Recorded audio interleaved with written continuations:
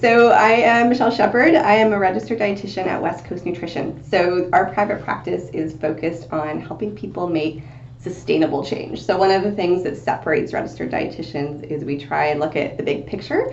So my job is to help you to get to the bottom of why you're not eating well, or your gut is unhealthy, or you've kind of struggled with being off and on for years, which is true for most of us, and actually get at that underlying problem so that you can feel better longer.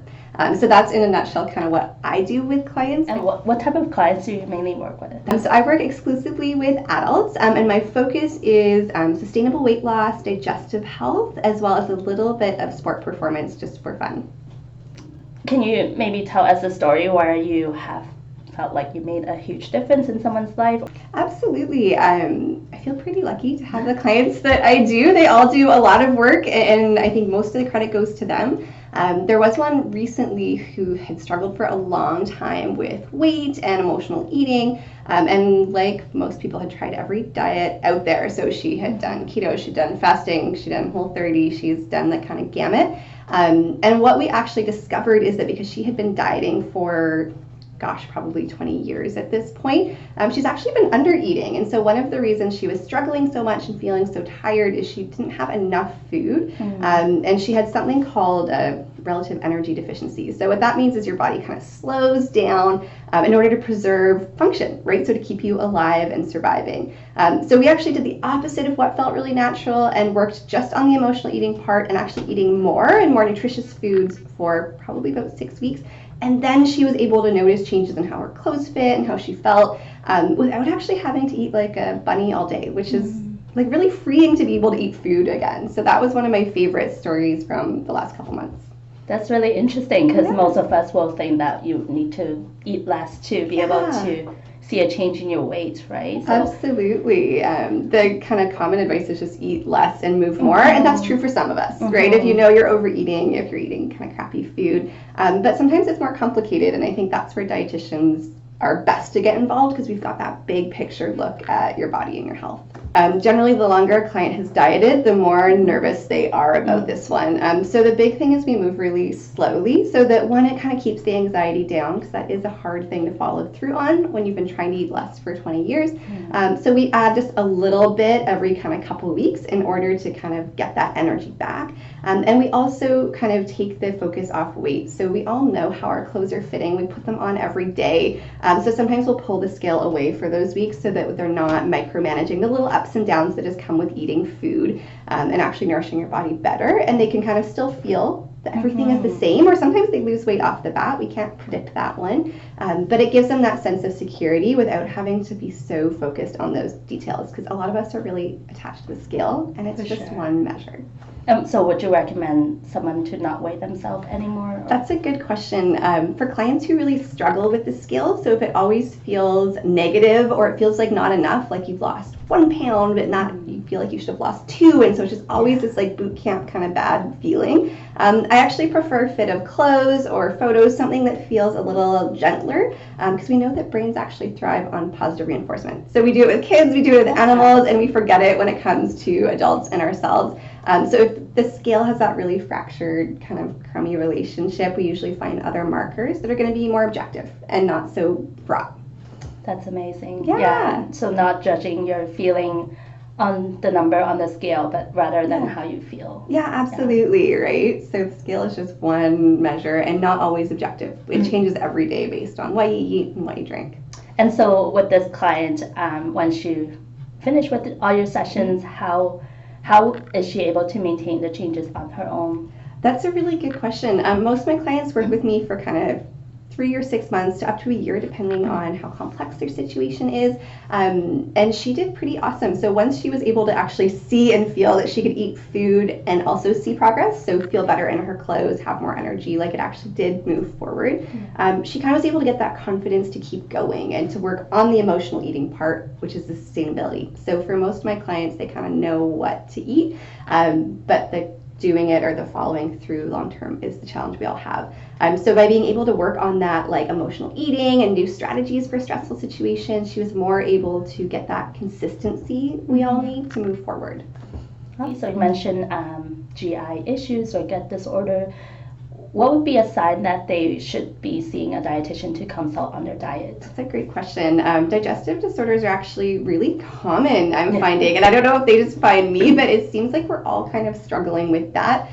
So if you have bloating, constipation, diarrhea, just any gut issues that last, more than once or twice a month, I suggest seeing someone. So if it's been going on for a while, that's actually chronic, and it can indicate that there's something wrong with your gut bacteria, that something in your diet might not be agreeing with you, and over time that can really impact your health and your energy. But what we don't want is for you to just kind of restrict foods and find an internet diet to make it feel better, because we know that that can make you feel better short term, but if we keep you on a restricted diet, that can actually make gut issues worse over the long term.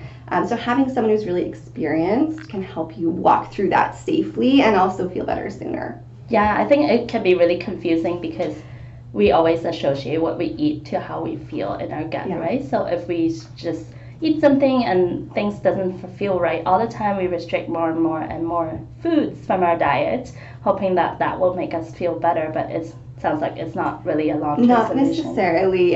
Usually we want to figure out what that root cause is. So eliminations are really good for figuring out specific foods, but they don't always address why you started getting the issue in the first place. But yeah, most of my clients with gut issues come in with like a mile-long list of 25 foods they're not eating, and maybe 3 or 4 of those are things they might have to avoid long-term, but the rest are probably really healthy foods that would just happen to be on the plate at the same time, or they can tolerate better once we get to the bottom of what's happening. So yeah, it's nice to be able to like go out to eat and not stress, or have a full plate of food and be really clear on what you need to avoid. What about allergy testing? Do you find them helpful at all in figuring out what food they can tolerate or That's not? a controversial one. So the allergy testing we see most often is sort of medium helpful. So that doesn't test for true allergies. Usually what we see if there's been a lot of things pop up on that test is probably not the foods are the issue, but the gut is the issue. So when we have a very unhealthy gut, some of those proteins get through, set off the immune system. So we get this big long list, but once the gut's healthy, those foods shouldn't cause problems anymore. So I usually encourage clients to look at that as kind of a general indication of how healthy or unhealthy their gut is, but not restrict 25 foods even if they feel fine eating them. There's no evidence to support that, and it can make you less well-nourished down the road. Yeah, and when you got that long list of food, then you don't know what you can eat. It's so overwhelming. Yeah, absolutely. I think that's what also sets the difference between a dietitian than other practitioners sometimes, is that we kind of help people focus on what they can eat versus they can't eat, right? Yeah, and I think looking at that big picture, right? So if you feel better for 1 month, that's awesome. But if it makes you worse, down the road, that's actually not a great intervention. So yeah, we absolutely, I know I'm always trying to get people to eat more, and that big picture approach is so important. Yeah. But what I kind of specialize with clients is really if you come in with a bunch of stuff. So if you have digestive issues and your weight is struggling and your energy is low, and a lot of my female clients have sort of hormonal challenges and polycystic ovarian syndrome. So my job is kind of taking that big picture and us kind of getting to the detective to the bottom so that we can actually get you feeling better. So I'm, like most dietitians, focused on really fixing the problem as opposing to band-aiding it with just like supplements or restrictive diet. And I love doing that. It kind of lights up my nerdy side. And honestly, if you're not feeling well and you know that there's room in your diet to improve, I think it's worth a shot. Nutrition and food is pretty darn powerful, and it's the base of our health. So everything in our body is made out of the nutrients we eat. So biased or not, I'm a big believer in making sure you kind of fix that part of your life and then seeing if there's anything left over. And the benefit of seeing a dietitian is we are trained to work with the team. So we all grow up in hospitals and clinical settings. So if we fix that part and we have a really good clear base, we can help you navigate the other health professionals and get them on board so you can get to the bottom of what's happening. Awesome. And last question, I wanted to know how you became a dietitian or why you became a dietitian. Gosh, so can you share a bit about your story? I can, and I always feel like this story is underwhelming, but I was a fairly bright high school student, and I didn't know what I wanted to do. So I actually took a year off, and I worked and did normal, young person things.